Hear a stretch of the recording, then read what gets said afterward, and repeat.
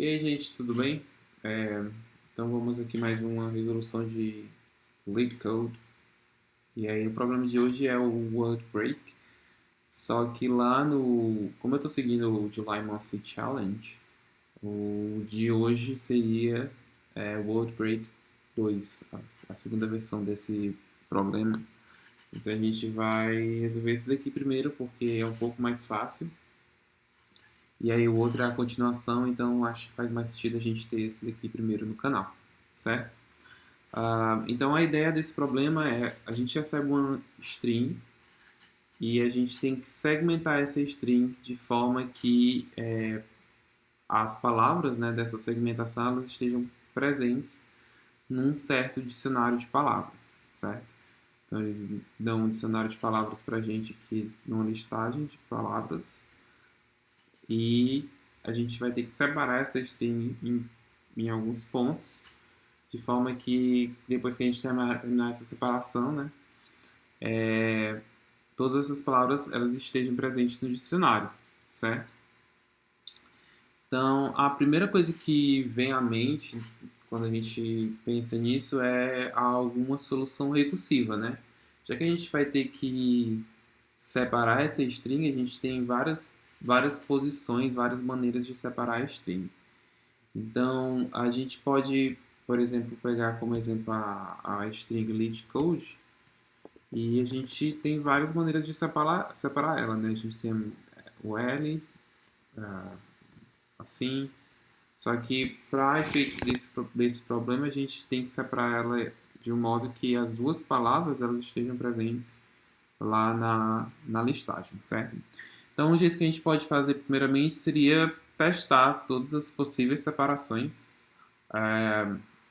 de palavras de forma que todas elas estejam presentes lá naquele dicionário, certo? Eu acho que a primeira coisa que a gente teria que fazer seria criar um dicionário, né? A gente tem a listagem de palavras, mas só um minuto, mas essa listagem é uma lista, então se a gente for fazer uma busca nela vai demorar muito tempo. Então a gente cria um dicionário que possa receber essa lista transformada num set. Então isso vai levar um tempo linear para fazer isso, certo? Mas como a gente vai ver mais na frente, esse é um problema exponencial. Esse é um problema que pode ser resolvido meio que exponencialmente, vamos dizer. Não vai influenciar muito a gente gastar esse tempo transformando a lista num set, certo? Então, já que eu tenho um dicionário prontinho à mão, a gente pode começar a fazer a função recursiva que vai meio que separar essas palavras, a palavra, certo? A string. Então, a ideia da função recursiva seria a gente recebe um string e a gente simplesmente vai, vamos dizer assim, segmentar a string em todos os lugares possíveis, né? A gente vai ter uma função recursiva que a gente vai segmentar aqui, depois a outra aqui, e depois a outra aqui, e assim sucessivamente, certo? Só que como a gente quer construir os resultados, né, de forma crescente, vamos dizer assim, a ideia seria que toda vida que a gente separasse a string, a gente teria uma parte dela que a gente pode dizer que é um prefixo, um sufixo no caso, né? E depois uma parte que é um prefixo. Então, para que a gente possa dizer, né, que essa palavra ela foi separada corretamente, a gente tem que o prefixo dela ela tem que estar presente no dicionário. E quando eu chamar a função recursivamente no sufixo, ele tem que retornar verdadeiro para mim, dizendo que eu fiz que existe um jeito de quebrar o sufixo de forma que ele caiba dentro, né, que as palavras do sufixo elas estejam dentro do meu dicionário, né? Então a gente vai fazendo isso recursivamente. O que vai acontecer? A primeira interação eu vou quebrar aqui E aí eu vou perguntar se o L está dentro do meu dicionário. Se ele estiver, eu vou retornar um verdadeiro. E aí eu tenho que perguntar se recursivamente eu consigo quebrar o sufixo de modo a caber dentro com as palavras do dicionário, né? E assim sucessivamente, certo? Então, basicamente, eu vou criar aqui uma função helper, que ela vai receber uma palavra e ela vai retornar um booleano. Sim, certo? E aí, se a minha palavra estiver vazia, é o base case, né, da minha função recursiva, eu vou retornar o verdadeiro, né? Porque o vazio, vamos dizer assim, o vazio está dentro de todos os dicionários. Caso contrário, eu vou quebrar a minha palavra, né? Então eu tenho que fazer o seguinte: eu tenho que ter um index que vai navegar de 1 até o tamanho da minha palavra, certo? E aí a cada iteração dessa, ele vai quebrar a minha palavra em prefixo e sufixo. Então eu vou ter um prefixo que vai ser igual a um substring começando em 0 e terminando em index. E eu vou ter um sufixo que vai ser igual a minha substring começando em index e terminando no final na string e tal. E aí o que eu tenho que fazer é simplesmente aquilo que eu falei, né? Primeiro eu checo se o meu prefixo está no dicionário. Então, essa função recursiva ela vai retornar verdadeiro em um único caso, que é o caso em que o meu prefixo está no dicionário. Então, o dicionário contém o meu prefixo. E no caso em que recursivamente, né, quando eu fizer a minha chamada recursiva, isso aqui é uma função, quando eu fizer a minha chamada recursiva no sufixo, ele retorna true, verdadeiro, né, true. Então, isso aqui. Se isso acontecer, eu retorno verdadeiro. Isso quer dizer que eu consigo quebrar minha palavra em partes, né, bonitinho. Se eu fizer esse loop todinho e nunca quebrar aqui, então eu vou ter que retornar falso, porque em nenhum momento eu consegui retornar verdadeiro, certo? E aí aqui eu simplesmente vou retornar a minha função recursiva, passando a string inteira, nesse caso, certo? Então, então vamos rodar isso daqui. Eu tenho alguns exemplos já salvos. Ops, esqueci de alguma coisa. Esqueci do in.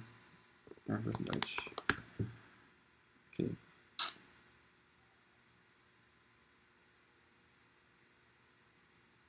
Então ele vai rodar, eu coloquei alguns exemplos simples, certo? Caso eu submeta, entretanto, a gente vai ver que deixa ele rodando aí, operação, e ele vai ter um TLE, né?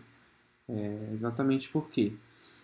Se a gente for decompor aqui a string lit code, vocês vão ver o porquê que ele está dando TLE.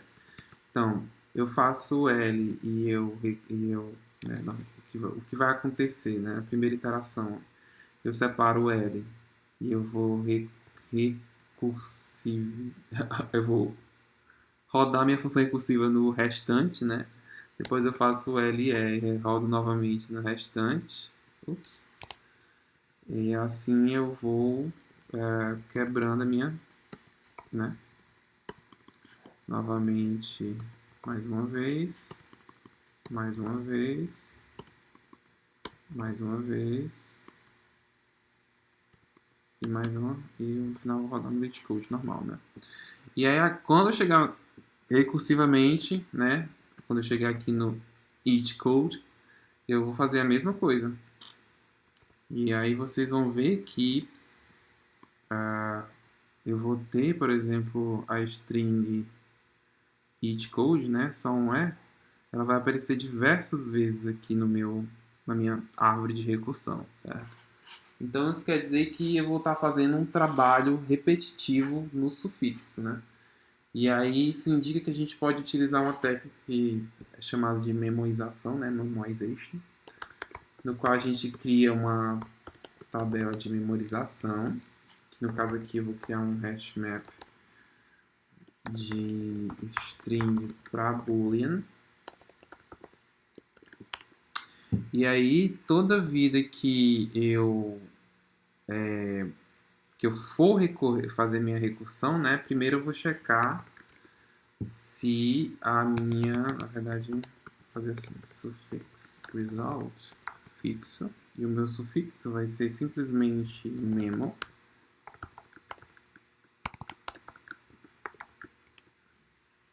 E aí eu vou tentar pegar, né, o sufixo.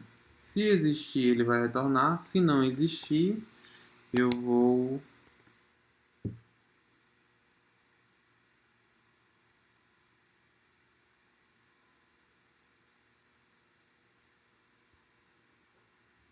fazer a minha chamada recursiva para esse sufixo. E aí aqui eu já não retorno mais a minha chamada recursiva, mas sim o que qualquer que seja o resultado, certo? Então vamos ver se isso funciona normalmente, né? Sem eu... Então ele funciona, e caso a gente venha a rodar, ele vai funcionar também. Beleza, funcionou.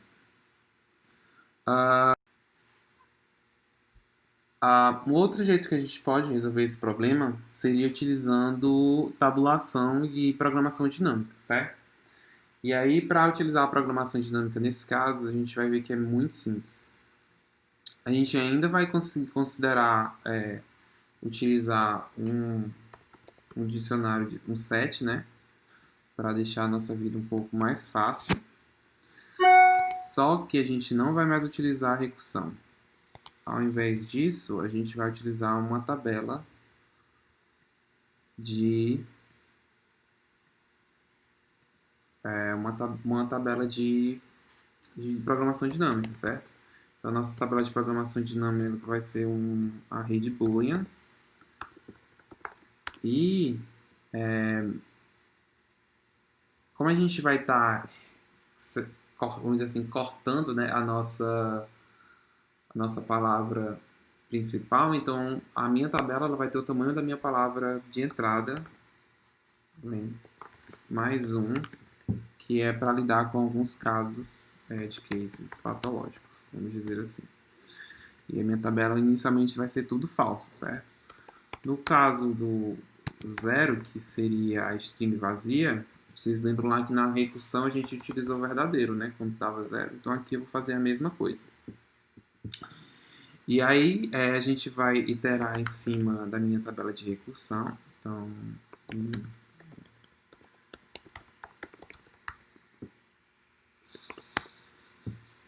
e aí aqui a gente vai fazer parecido com o que a gente estava fazendo lá, certo? Que no caso,